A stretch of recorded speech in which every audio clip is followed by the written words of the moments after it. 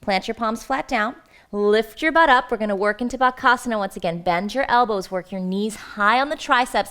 Look forward, not back. Lean weight into your hands. And maybe 1 foot at a time, begin to lift up into your Bakasana crow. If you can't get your feet up off the ground yet, that's where you're going to work. Keep working on that. If you're hovering in your crow, keep looking down right at the mat. Lower your shoulders down. And at the last moment, tuck your chin. Place the crown of your head down. Push into your hands, pull your heels to your butt, lift all the way up, tripod headstand. Now, if you like tripod, but you don't know how to transition yet from crow to tripod, then you can just pop up into a tripod near a wall. Bend your knees. Pull the knees back into the armpits.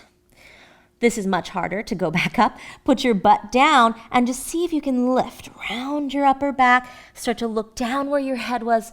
Pull your knees up, your arms, inhale. Exhale, chaturanga. Inhale, up dog. Exhale, downward facing dog.